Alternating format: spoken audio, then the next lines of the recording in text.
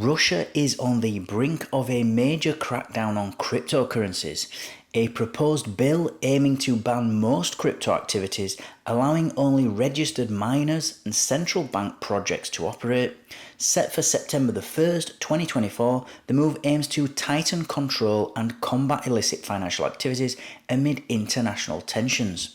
Today's episode is sponsored by Cake Wallet, where you can send, receive, and even exchange your crypto right from within the wallet. Cake Wallet is open source and non-custodial, so you control your own private keys. Available today on iOS, macOS, Android, and Linux. And StealthEX, a privacy-centric crypto exchange which enables you to make crypto-to-crypto exchanges anonymously. Hi everybody, and welcome again to another episode of Enter Crypto. Now in today's video we're going to be talking about a recently proposed bill. This is in Russia, and it's basically Russia trying to prepare a crackdown on crypto. So being a bit heavy-handed here.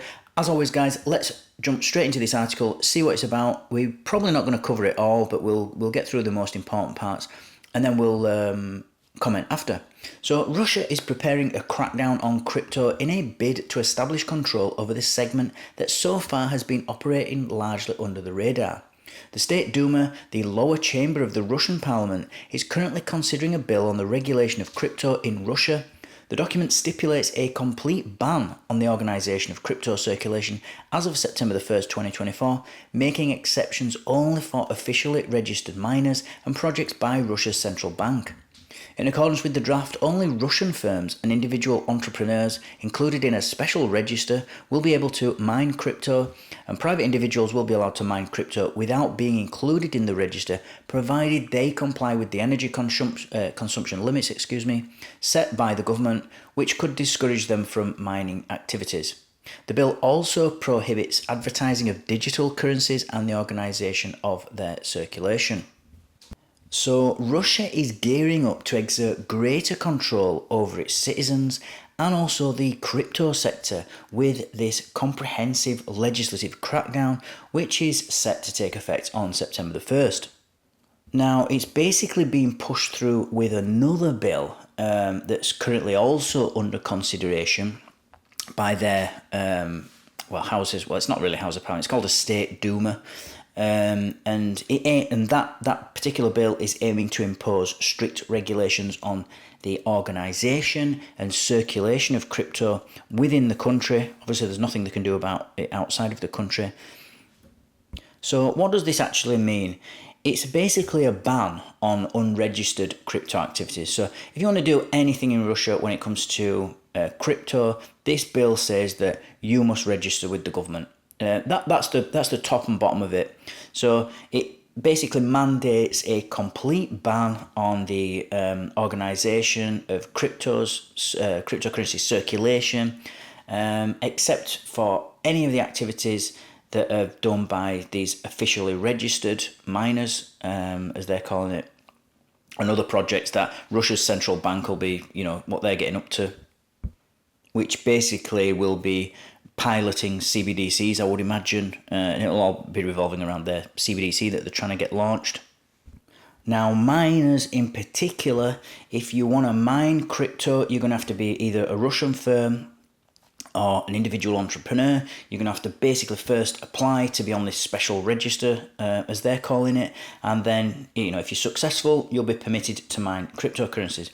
If you're an individual like me or you watching this video, then you'll be able to do it without registering, but you will only be able to use so much energy. There's kind of like a government imposed energy consumption limit on this, so you won't be able to just set up 50 Bitcoin miners in your basement. You will have limits as to what you can do.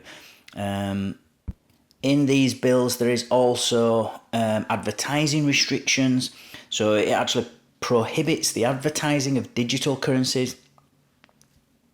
And this, in my opinion, this particular part, is aiming to curb sort of widespread promotion of crypto activities, or unregulated crypto activities. They're happy for you to do it, apparently, but you just got to register with them. Now, along with this, it's not like you're just going to have to apply, get your little license, get your little certificate for you to be able to mine, and then they're just going to leave you alone. No. What's going to actually happen is you'll have reporting obligations, so these will be, basically government control measures. So once you're a registered miner, you'll then have to report the, total amounts of crypto that you've mined. You're going to have to provide them with addresses where the mined currencies are deposited, because they're going to obviously want tax on that.